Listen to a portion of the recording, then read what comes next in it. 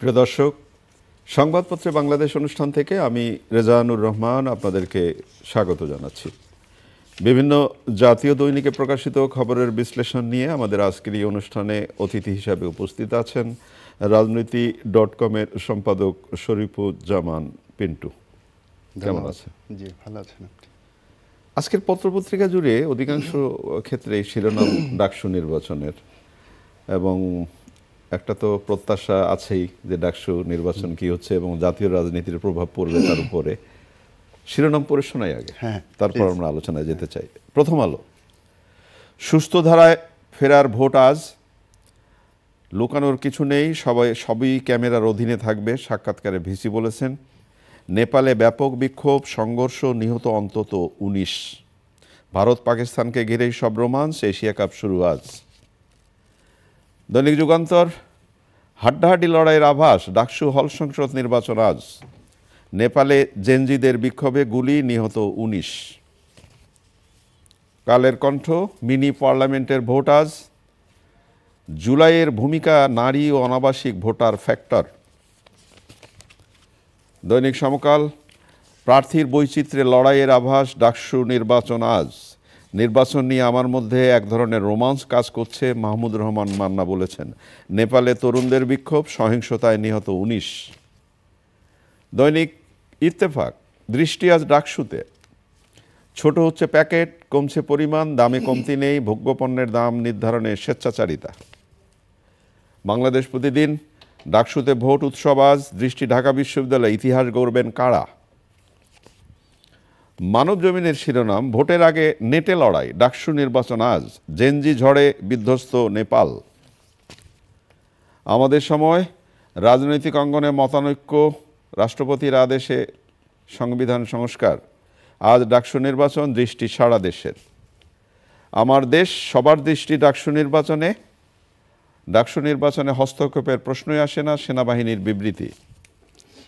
ইনকিলাবের শিরোনাম, ডাকসুতে আজ মর্যাদার লড়াই, ঘরে ভিতরে এই ষড়যন্ত্র, নির্বাচন প্রস্তুতি সঠিক পথে এগুচ্ছে। রূপালী বাংলাদেশ, ভাঙবে অচলায়তন, ঢাবি জুড়ে উৎসব।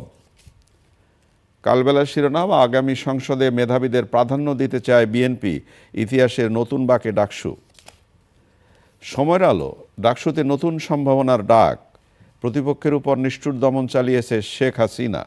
3 স্তরের নিরাপত্তা ক্যাম্পাসে, বহুল প্রত্যাশিত নির্বাচন আজ। হ্যাঁ, বহুল প্রত্যাশিত আলোচনা তো করেছিলাম প্রথমেই। যদি একটা ইতিহাস বলি, 1990 সালে পরে প্রায় ধরেন 29 বছর পর 2019-এ নির্বাচন হলো, সেটারও আবার 6 বছর। তার মানে ওইটা যদি ধরি 35 বছর পর, মানে একটা ধারণার এরকম যে 35 বছর পর আসলে ডাকসুর নির্বাচন হচ্ছে উৎসবমুখর পরিবেশে। তো ওই যে পত্রপত্রিকার শিরোনাম আপনাকে পড়ে শোনালাম, দৃষ্টি তো আজকে সারা দেশের মানুষের, এবং সবাই উন্মুখ হয়ে আছে নির্বাচনী রেজাল্টটা কী দাঁড়াবে। এবং অনেকেই বলবার চেষ্টা করছেন যে এই নির্বাচনের উপরে জাতীয় নির্বাচনের প্রস্তুতির লড়াই কেমন হবে সেটা নির্ভর করবে। আপনি, আমরা দুজনেই ঢাকা বিশ্ববিদ্যালয়ের বিশেষ করে নির্বাচন কাভার করার সৌভাগ্য হয়েছিল আমাদের সময়ে, আমার তো হয়েছিল। তো অনেক স্মৃতি মনে পড়ছে, আপনার কি মনে হয়? হ্যাঁ, স্মৃতি, এবং আমি সর্বশেষ 2019 সালের নির্বাচনও কাভার করেছিলাম। তো ওইটা ভাবছিলাম যে ওই সময়ের পরিস্থিতিটা কি ছিল, একটা থমথমে অবস্থা, ভয়, মারামারি আগে পরে। এই 2019, কিন্তু আপনার স্মৃতিটা একরকম, কিন্তু আমার আর স্মৃতিটা একরকম। 90 সালে যখন নির্বাচন হলো তখন একেবারে উৎসব মুখর এবং একেবারে অন্যরকমের পরিবেশ। তখন যদিও সামাজিক যোগাযোগ মাধ্যমের এত প্রভাব, ওই জন্যই আপনি 90 থেকে একদম সরাসরি এসে কানেক্ট করেছেন 2024-এ। আসলে একটা উৎসব মুখর পরিবেশ, এবং সত্যিকার আমরা এর আগেও ডাকসু নির্বাচনের তফসিল ঘোষণার পর একবার আলোচনা করছিলাম যে আশঙ্কা, যত ভয়, সেটা আমরা অনেকটাই পার হয়ে এসেছি। তারপর ওই সময় আপনার মনে আছে নিশ্চয়ই আলোচনা করেছিলাম যে আমরাই প্রশ্ন তুলেছিলাম সেনাবাহিনী কেন থাকবে। হ্যাঁ, সেনাবাহিনীর অনেক কাজ আছে, তারা অনেক গুরুত্বপূর্ণ দায়িত্ব পালন করে, এবং সেনাবাহিনী আগেও কিন্তু সেই দিনই দেখলাম যে রাতে আইএসপিআর স্টেটমেন্ট দিয়েছে, আজকেও পরিষ্কার করেছে। এটা খুব ভালো লাগা, ভালো খবর। আর এটা তো একটা উৎসব, এবং এই নির্বাচনের রেজাল্টটা কি হবে সেটাই হলো এখন মানুষের মনোযোগটা চলে গেছে, কি হচ্ছে, কে হচ্ছে। আমরা আসলে ওইভাবে আপনারা এটা আমি বলবো যে একটা নিরপেক্ষ প্ল্যাটফর্ম, কারো নাম কোনো দল আমি আসলে করতেও চাই না, বাট পরিস্থিতিটা কি, একটা হাড্ডাহাড্ডি লড়াই হবে এটা বোঝা যায়। এত প্রার্থী, এতগুলো প্যানেল, এতগুলো দল এবং এর মধ্যে এতগুলো স্টার। আপনার কি মনে হয়, যেটা আপনার বিশ্লেষণ কি বলে, অনেকেই বলবার চেষ্টা করছেন যে রাজনৈতিক সমীকরণের থেকে ব্যক্তিগত পরিচিতি, মেধা, এটা বোধ করি এবার কাজে দেবে নাকি নাকি নাকি সামাজিক যোগাযোগ মাধ্যমের প্রভাব কাজে দেবে, কোনটা? এটা মানে এটা অনেক কিছু মিলায় আসলে। যে কোনো আগে যেটা কি হতো যে সরকারি দল, সরকার বিরোধী দল, এটাই হতো, নির্বাচনটা তাই হতো যে সরকারে কে আছে, সরকারের বিপক্ষে কে আছে। এমনকি 2019-এও যদি ধরেন তাই হয়েছে। কিন্তু এবার কিন্তু সরকারি দল হেরে গিয়েছিল। এবার কিন্তু একটা আপনি বলতে পারেন যে লেভেল প্লেইং ফিল্ড যেটাকে বলি আমরা নির্বাচনে, সেইটা আছে। এটা একটা বড় জিনিস। এবং আপনি দেখবেন যে ছাত্র শিবিরের মতো সংগঠন, যারা ঢাকা বিশ্ববিদ্যালয়ে কখনোই প্রকাশ্যে তৎপরতা চালাতে পারেনি, রাজনৈতিক কর্মকাণ্ড চালাতে পারেনি, তারাও খুব ওপেনলি তারা কাজ করছে এবং কেউ তাদের বাধা দেয়নি। তো পরিস্থিতিটা কতটা স্বাভাবিক, সুন্দর, এটা বোঝানোর জন্য আপনি যেটা বললেন, এই পরিস্থিতিটাই তো কাঙ্ক্ষিত। মানে যারা ঢাকা বিশ্ববিদ্যালয়ের শিক্ষার্থী, তারা যেন এই ভোটে দাঁড়াতে পারে, ভোট দিতে পারে, সেই পরিবেশটা তৈরি করা। এবং সেটা অনেকটাই হয়েছে, অনেকটা এগিয়েছে। এখন এখানে অনেকগুলো ফ্যাক্টর আছে। যেমন একটা ফ্যাক্টর হলো, ধরেন যাই বলেন, ছাত্রলীগ 15 বছর তারা শাসন মানে তারা কি বলা যায় যে তাদের দখলে ছিল, নিয়ন্ত্রণে ছিল ঢাকা বিশ্ববিদ্যালয়। তো তারা নিষিদ্ধ, ছাত্রলীগ এখন নিষিদ্ধ সংগঠন, তারা নেই। তো ছাত্রলীগের তো একটা বড় ভোট ব্যাংক আছে। হ্যাঁ, সেটা আপনি 20 বলেন, 25 বলেন, 30 বলেন, আছে তো একটা কিছু। এই ভোটটা কারা পাবে, এটা একটা বড় প্রশ্ন। এবং এটা নিয়ে আপনার অনেক রকম আলোচনা হয়েছে, কিন্তু আপনি কেউ সিদ্ধান্ত দিতে পারবে না। কারণ কি, ছাত্রলীগের ভোট আপনি কি মনে করেন বৈষম্য বিরোধীরা পাবে না? কারণ বৈষম্য বিরোধীদের কারণেই এক অর্থে তারা ক্যাম্পাস ছাড়া হয়েছে। রাজনীতি থেকে শেষ বলে কথা আছে, শেষ বলে কথা নেই, কিন্তু এত তাড়াতাড়ি কারো ভুলে যাওয়ার কথা না, সময়টা 1 বছর। তো বৈষম্য বিরোধীদের কারণেই তাদের ক্যাম্পাস ছাড়তে হয়েছে অনেকটা, এটা তো সত্য। ছাত্র শিবির, এখন ধরেন ছাত্র শিবিরের অনেকেই ছাত্রলীগের ছায়ায় ছিল, হ্যাঁ, এবং পরে 5 আগস্টের পরে তারা এক্সপোজড হলেন এবং তারা স্বীকারোক্তি দিলেন যে আমরা যে কোনো কারণে হোক ছাত্রলীগের ছায়াতলে ছিলাম। তো তার মধ্যে তাদের সম্পর্কে তাকে মনে করছে যে আমার কৃতজ্ঞতা স্বীকার করা, সেটা কি আদৌ হবে? সেটা হবে না, বরং ছাত্র শিবির এখানে একটা এক্সপোজ হয়ে গেছে। সবচেয়ে বড় ব্যাপারটা, ছাত্রদল, ছাত্র শিবির, অন্যান্য সংগঠন, ছাত্রদলের যে প্রচার এবং যে গতকালও তারা পরিচিতি সভা, তার বোধ করি সবকিছু মিলিয়ে যে আয়োজনটা, মানে এবারের ডাকসু নির্বাচনে ভোট চাওয়ার যে আয়োজনটা এবং শিক্ষার্থীদেরকে গুরুত্ব দেওয়ার যে এইটা খুব জোরে সোরে দেখা গেছে যে আমার ভোটটা খুব জরুরি, ইমোশনাল। ধরেন প্রার্থীদের, আমি প্রার্থীর নাম বলছি না, যেমন একজন প্রার্থীর ক্যাম্পেইনটা কিভাবে চলছে, আমাকে ছেড়ে যাবেন না, সিম্পল মেসেজটা কিন্তু খুবই স্ট্রং। মেসেজটা কি, 5 আগস্টে উনি এই কথা বলেছিলেন যখন একটা বিশেষ অবস্থা, দুর্বিষহ অবস্থা, মেরে ধরে কে জেলে পাঠায়, একেবারে একটা মানে কি বলা যায় যে জীবন মরণ সমস্যা। তখন দেশবাসীর প্রতি, মা বোনদের প্রতি, ছাত্রদের প্রতি ওই যে প্রার্থী আবেদনটা জানিয়েছিলেন, সেইটা আজকে ঘুরে ঘুরে আপনি দেখবেন যে পুরা সোশ্যাল মিডিয়ায় যে অমুককে ছেড়ে যাবেন না। তো মানে এই ধরনের খুব আন্তরিক আবেদন, আমাকে ছেড়ে যাবেন, আমাকে এটা টাচ করে, মানুষকে টাচ করে। এবং আসলে মানুষ রিলেট করতে পারে। প্রত্যেকটা শিক্ষার্থী বা যারা দাঁড়িয়েছেন, ভিপিজিএস যারা, এবং এরা পরিচিত মুখ, দৃষ্টি কারার মতো আচরণ এবং তাদের ভোট চাওয়া, ওই আন্দোলনে আপনি ছাত্ররা আসলে ছাত্রদের জন্য আমি বলবো যে খুব কঠিন সিদ্ধান্ত নেওয়াটা। এবং আমার ঘরেও একজন ভোটার আছে, আমি দেখছি যে সে কিন্তু শিফট করছে কালকে রাত পর্যন্ত। আমি একটু মাঝে মধ্যে কি করবে, প্রথম দিকে তার যে পছন্দ ছিল এটা চেঞ্জ হয়েছে, হতে হতে কালকে রাতে এসে দেখলাম সরাসরি তো আর বলা যায় না 18+ হয়ে গেছে, কিন্তু দেখলাম যে, এবং এটা অধিকাংশ ছেলে মেয়েদের মধ্যেই এটা হয়েছে পরিস্থিতির কারণে। এবং আর এতগুলো স্টার আছে এখানে যারা এই ছাত্র আন্দোলনে যারা সামনের ভূমিকায় ছিল, হ্যাঁ, যাদের অগ্রণী ভূমিকা ছিল, এই চেহারাগুলো তো সবার চোখের সামনে। তো কাকে রেখে কাকে দিবে, হ্যাঁ, এইটা একটা কিন্তু তাদের মধ্যে একটা বড়। আপনার কি মনে হয়, আমি ছোট করে একটা জিনিস করি যে আমাদের তরুণদের তো এখন চিন্তা ভাবনাটা অনেক অগ্রসর এবং সেটা আমরা খুবই প্রমাণ পাচ্ছি। তো এই যে মুক্তিযুদ্ধ, তারপর গণতান্ত্রিক আন্দোলন, এই বিষয়গুলোকে ফ্যাক্টর করবে না, মানে কি হবে এটা নাকি? অবশ্যই এটা ফ্যাক্টর করবে, মুক্তিযুদ্ধ এটা অবশ্যই ফ্যাক্টর করবে। যেমন আমি বলি যে আমি আবার শুধু ছাত্র শিবির এবার অনেক মানে তারা প্রচার করছে ব্যাপকভাবে, কিন্তু তাদের ছোট্ট একটা কর্মকাণ্ড এটা কিন্তু এখনো কিন্তু সমালোচিত, যে যুদ্ধাপরাধীদের ছবি দিয়ে তারা টিএসসিতে কেন এটা করতে গেল। হ্যাঁ, তাদের অনেক ভালো কথা আছে, ভালো কাজ আছে, ভালো প্রচার আছে, কিন্তু ওই জিনিসটা কিন্তু আমি ছেলে মেয়েদের মুখে মুখে শুনি যে কেন যুদ্ধাপরাধী যারা স্বীকৃত তাদের বাদ দিয়ে কি ছাত্র শিবির একটা সুন্দরভাবে তারা সামনে আগায় যেতে পারে না? যে প্রশ্নটা এখন আসছে, যেমন সেনাবাহিনী থেকেও বলা সেনাবাহিনী হয়েছে কালকে বলেছে যে মুক্তিযুদ্ধ এবং মুক্তিযোদ্ধাদের নিয়ে কোনো ধরনের বিতর্কিত মন্তব্য করা যাবে না, বা এটা তো খুবই জরুরি। আরেকটি পত্রিকার শিরোনাম হয়েছে ডাকসুতে আজ মর্যাদার লড়াই। মর্যাদাটা কিসের? ডাকসুতে মর্যাদা যদি বলেন, এটা অনেক অর্থে, এটা একটা রূপক অর্থে ব্যবহার করা হয়েছে সংবাদপত্রের হেডিং। মর্যাদা যদি ধরেন সেটা হলো ছাত্র সংগঠনের মর্যাদা। মর্যাদা যদি ধরেন সেটা সাধারণ ছাত্রদের মর্যাদা, সে কাকে বেছে নিবে, তার নেতা কে হবে। মর্যাদা যদি বলেন ঢাকা বিশ্ববিদ্যালয়ের মর্যাদা। মর্যাদা যদি বলেন সেটা গণতন্ত্রের মর্যাদা। মর্যাদা যদি বলেন, আপনি যে কথাটা বলছেন এইটা আমি বলবো খুব গুরুত্বপূর্ণ, মুক্তিযুদ্ধের মর্যাদা। যে মুক্তিযুদ্ধের পক্ষ, গণতন্ত্রের পক্ষের এটা একটা লড়াই। তবে একটা আশা জায়গায় আমি ব্যক্তিগতভাবে বিভিন্ন টেলিভিশন চ্যানেল এবং অন্যান্য জায়গায় যারা দাঁড়িয়েছে তাদের লড়াই, বক্তৃতার লড়াই শুনেছি, দেখেছিও। তাতে যেটা তারা বলবার চেষ্টা করছেন, বিশেষ করে লাইব্রেরির উন্নয়ন, ডাইনিং হলের উন্নয়ন, ক্যাম্পাসে আচরণের উন্নয়ন এবং শিক্ষা জীবনের যে মজাটা, আনন্দটা, সেইটা তারা প্রতিষ্ঠা করবার যে প্রত্যয় ব্যবহার, দৃঢ় প্রত্যয় তারা ব্যক্ত করেছেন নেতারা, যারা কালকে হয়তো তাদের নাম আমরা পাবো। এইটা কিন্তু এক ধরনের আশা জায়গায়।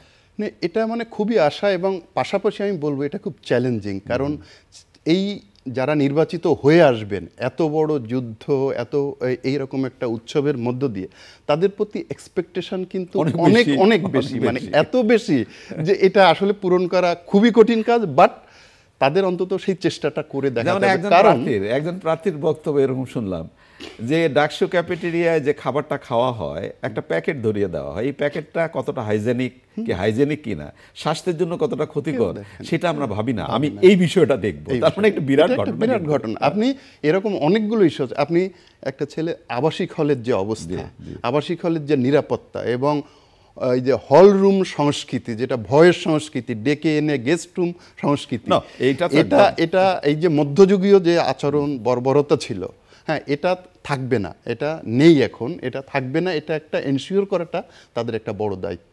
আবাসিক সমস্যা, যানবাহনের সমস্যা, খাবার সমস্যা, সহশিক্ষা কার্যক্রম এটা কমে গেছে একদম। সহশিক্ষার কথা যেটা বললেন, বিশেষ করে ডাকসু, আমরা তো সবাই স্বীকার করব যে বাংলাদেশের সাংস্কৃতিক অঙ্গনটা ডাকসু উদ্ভাসিত করে, এবং ঢাকা বিশ্ববিদ্যালয় থেকেই নেতৃত্ব দেওয়া হয়। কিন্তু গত 15-20 বছরে ঢাকা বিশ্ববিদ্যালয়ে উল্লেখযোগ্য কোনো সাংস্কৃতিক কর্মী যে নাট্য সংগঠনগুলো ছিল, আপনি নিজেও একটা নাট্য সংগঠন পরিচালনা করেন, তো সেই ধরনের অ্যাক্টিভিটিস কিন্তু নাই। সারাদিন ধুমধাম শুনতে থাকতাম, এই বিতর্ক, এই নাটক, এই মানে কত কিছু যে ঘটতে থাকতো। আমরা আশা করি আজকে সারা দিনটা খুব একটা উৎসবমুখর পরিবেশে ভোট গ্রহণ হবে। এবং প্রিয় দর্শক, ডাকসু নির্বাচনের উপর অনেক সমীকরণ নির্ভর করছে। একটি ভালো নির্বাচন সামনে আমাদেরকে অনেক অনেক প্রত্যাশার জায়গায় নিয়ে যেতে পারে। আমরা অপেক্ষায় আছি, দিনটা ভালো কাটুক। আমরা একটু অন্য আলোচনায় যেতে চাই। না, নেপালের ঘটনা যখন আলোচনা হচ্ছে, তখন ওই আমাদের গণতান্ত্রিক সেই উত্তাল আন্দোলনের কথা আমার মনে পড়ল, তরুণদের কথা। নেপালে ব্যাপক বিক্ষোভ, সংঘর্ষ, নিহত 19, এবং সেখানে দুর্নীতি এবং বিশেষ করে সামাজিক যোগাযোগ মাধ্যমের উপরে নিষেধাজ্ঞা যেটা দেওয়া হয়েছে, তার বিরুদ্ধে তরুণরা ফুঁসে উঠেছে। তো এটা কি বার্তা দেয়? এই বার্তা তো আপনার আরব বসন্ত থেকেই শুরু হয়েছিল। সেই বার্তাই কিন্তু আসলে চলছে, কম বেশি ঘুরে ঘুরে চলছে। যেমন আপনার যদি মনে পড়ে যে তিউনিসিয়ায় এটা শুরু হয়েছিল, তারপরে মিশরে হোসনি মোবারকের পতন, তারপরে লিবিয়া, সিরিয়া, তারপরে বাহরাইন, হ্যাঁ, এসব দেশে কিন্তু ঘটতে ঘটতে তারপরে বাংলাদেশ আসলো। কিছুটা পাকিস্তানে আপনি বলতে পারেন, পাকিস্তান কিছুটা মিয়ানমারেও সামরিক জান্তার বিরুদ্ধে তারাও এখন নির্বাচন ঘোষণা করে, এখন সর্বশেষ নেপালের ঘটনা। আসলে এই সব আন্দোলনের একটা হলো যে যখন ভয়ের সংস্কৃতিটা যখন কেটে যায় মানুষের মধ্যে, এবং তাদের যে চেতনা এবং এই যে সামনে যে এক্সাম্পলগুলো তৈরি হয়ে আছে, সেই তিউনিসিয়া মিশর থেকে যেটা শুরু হয়ে আছে, সেটাই কিন্তু আমাদের মধ্যে এইটাই ব্যাপার। আরেকটা ব্যাপার পিন্টু, আমার মনে হয় এইটা খুব জরুরি দরকার, যে আমাদের তরুণরা বুঝে ফেলেছে এবং বড়দেরও এই শিক্ষাটা হওয়া উচিত, যে আপনি দুর্নীতি করবেন, অন্যায় করে তরুণদেরকে সৎ থাকতে বলবেন, সেটা বোধ করি ঠিক না। তারা প্রতিবাদ করবে। এখন এই যে প্রতিবাদের ধারাটা, এটা ধরেন বিরোধী দলকে আপনি দমন করতে পারেন, যেটা দেশে দেশে ঘটছে। বিরোধী দল আপনি মিয়ানমারেই দেখেন না, আপনি পাকিস্তান বিরোধী দল, কিন্তু কোত্থেকে যে এই যে ছাত্র জনতা, নেপালে যেটা হয়েছে, স্কুল কলেজের ছেলে মেয়েরা স্কুল ড্রেস পরে রাস্তায় নেমে আসছে, যেটা আমাদের এখানে হয়েছিল। পরে আর কেউ দেখেনি যে কি ঘটতে যাচ্ছে, আমরা বৈষম্যের বিরুদ্ধে নেমে পড়ছে সবাই, দল মত নির্বিশেষে সবাই নেমে পড়ছে। যদিও আমাদের এখানে কেউ কেউ একটু হতাশা হচ্ছেন, এখন হতাশা যারা এই আন্দোলনের নেতৃত্ব দিয়েছিলেন তাদেরকে কেন্দ্র করে, বা আইন শৃঙ্খলা পরিস্থিতি, অর্থনৈতিক অবস্থা, সরকারের কোনো কোনো ক্ষেত্রে যে ব্যর্থতার চিত্রগুলো, সেসব কারণে নানা হতাশা। কিন্তু ওই যে চেতনাটা, প্রতিবাদী চেতনাটা, এটা কিন্তু আছে আমাদের ছেলে মেয়েদের মধ্যে আছে। যদি না থাকতো তাহলে তারা কিন্তু ওইটাকে সমর্থন করছে না। কিন্তু আপনি যদি প্রসঙ্গ তুললেন, আমি বলি, আমাদের ছেলে মেয়েদের আছে, অবশ্যই আছে, এবং স্যালুট করি। নেপালে যে ঘটনাটা ঘটলো, তরুণদের এই স্যালুট করি। কিন্তু শিক্ষাঙ্গনে ফিরে যাওয়া বা পড়াশোনার প্রতি যে মনোযোগী হওয়া, আন্তরিক উদ্যোগটা তৈরি, সেইটা কি বাংলাদেশে পাচ্ছেন আপনি? না, এটা লেখাপড়ার অবস্থাটা খুবই খারাপ হয়েছে। ওই যে অস্থিরতাটা শুরু হয়েছে, তারপর থেকে এখন আরেকটা ট্রেন্ডের মাধ্যমে তৈরি হয়েছে। ছেলে মেয়েরা যার যেটা সামর্থ্য আছে, মা বাবা সবাইকে বাইরে পাঠানোর জন্য এক ধরনের তৈরি হয়েছে, মেধাশূন্য হয়ে যাবে দেশটা।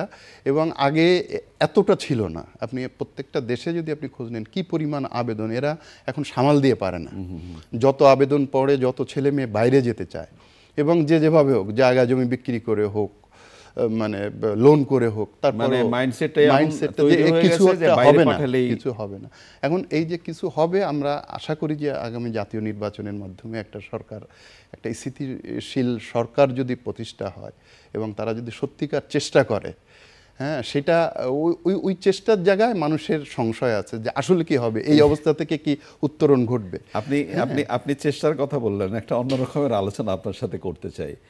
এখন তো সবকিছুরই দাম বেড়ে গেছে, কিন্তু একটি পত্রিকার শিরোনাম হয়েছে ভোগ্যপণ্যের দাম নির্ধারণে স্বেচ্ছাচারিতাটা কেমন, প্যাকেট ছোট করে ফেলেছে, কমেছে ভেতরের দ্রব্যের পরিমাণ, এবং দামে কিন্তু কমতি নেই, দাম কিন্তু আগের মতোই আছে। এই যে ফাঁকিবাজিটা, এইটা যদি আপনি বন্ধ না করেন, তাহলে বৈষম্যের কথা বলেন, ন্যায় নীতির কথা বলেন, তাহলে তো আপনি কোনোদিনই, এটা হলো যে ব্যবসায়িক অসততার একটা চূড়ান্ত একটা ইয়ে। আপনি এই যে চিপসের প্যাকেট যদি ধরেন, চিপসের ভেতরে বাতাস দিয়ে এবং ইয়েটা পরিমাণটা কমায়, এত ফোলা থাকে, ওইটা ফুটানোর সাথে সাথে সাবান সাইজ ছোট করতে করতে এত, এবং এরকম প্রত্যেকটা বিস্কিট, মানে যেগুলো ভোগ্য পণ্য, এবং অনেকে বুঝতে পারছে না, হ্যাঁ, যে সে প্যাকেটটা একই দামেই নিচ্ছে মনে হচ্ছে, কিন্তু তার ভেতরে জিনিসটা কম। এই এটা দেখার দায়িত্ব তো আমাদের কর্তৃপক্ষগুলো, আমাদের অনেকগুলো কর্তৃপক্ষ আছে সরকারের, এগুলো পাশাপাশি যারা এটা ব্যবসা পরিচালনা করেন, তাদেরও তো একটা ন্যায় নীতি বোধ থাকা উচিত। আমাদের তো ব্যবসায়িক যারা আছেন, তাদের একটা বড় অংশ, তাদের মধ্যে এই অসততা, অনৈতিকতা এটা আছে। আবার এর বাইরেও অনেকেই আছেন, কিন্তু সেই সংখ্যাটা খুবই কম, চোখে পড়ে না। হ্যাঁ, এই জন্য সবাইকে দায়ী করতে চাই না, বাট অধিকাংশ ব্যবসায়ীদের দৃষ্টিভঙ্গি, আলো তো কিছু না কিছু আছে, কিছুটা আছে। একেবারে শেষের দিকে এশিয়া কাপ শুরু হচ্ছে, ক্রিকেট, আমাদের খেলা পরশুদিন, আজকে আফগানিস্তান এবং হংকংয়ের দিয়ে খেলা দিয়ে শুরু হবে। তা আমরা তো এই পত্রপত্রিকা শিরোনামটা শিরোপা উদ্ধার বা লড়াই করে জিতে নেওয়ার জন্য খেলতে গিয়েছি। আসলে কি বলে কি অবস্থা, এটা তো আমাদের আশা রাখতেই হবে, এটা খুব জোরালো আশা রাখতে হবে।